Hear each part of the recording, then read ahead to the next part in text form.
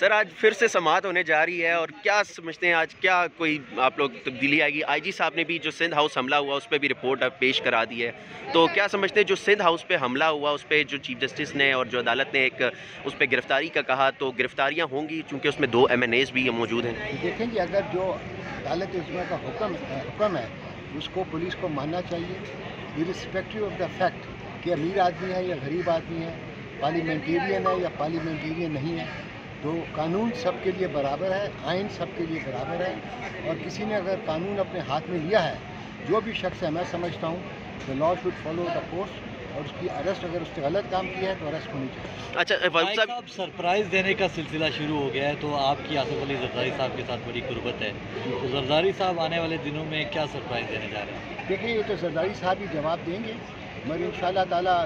چیزیں جیسے انفولڈ ہو رہی ہیں اور کہتے ہیں 31 کو سیشن کال ہوا ہے، تو سب چیزیں پتہ چل جائیں گی۔ جہاں تک عدالت عظمیٰ کا تعلق ہے، یہ ریفرنس کی ہیئرنگ ہو رہی ہے اور اس میں بھی انشاءاللہ تعالیٰ فیصلہ آئے گا۔ اچھا فاروق صاحب یہ بتا دیں کہ جب پہلے جس ٹائم عدم اعتماد ظاہر جمع کی گئی، اس کے بعد پہلے ہی جو اجلاس تھا وہ لیٹ بلایا گیا، اب چونکہ یہ تاثر دیا جا رہا ہے کہ جو اب نیا 31 کو اجلاس ہے اس کے بعد جو ووٹنگ کا عمل ہے اس کو بھی لیٹ کیا جائے، تو اس پہ کیا کوئی آپ لوگ قانونی حربہ استعمال کریں گے؟ دیکھیں جی، آئین بڑا کلیئر ہے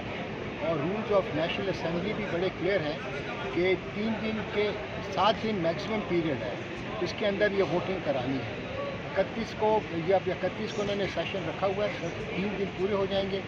3 دن سے پہلے نہیں ہو سکتا اور 7 دن سے آگے نہیں ہو سکتا، تو یہ 7 تاریخ سے پہلے جو 4 تاریخ جیتی ہے اس تاریخ سے پہلے ہر صورت کے اندر اس کو ریزولوشن جو ہے نو کانفیڈنس کا، اس کو ووٹنگ ہونی ضروری ہے، اور اگر نہیں کرائی جاتی تو پھر یہ آئین کی کیا کہتے ہیں خلاف ورزی ہوگی۔ سر کتنے ووٹ ایکسپیکٹ کر رہی ہے؟ یہ تو ابھی وقت بتائیں۔ Thank you sir.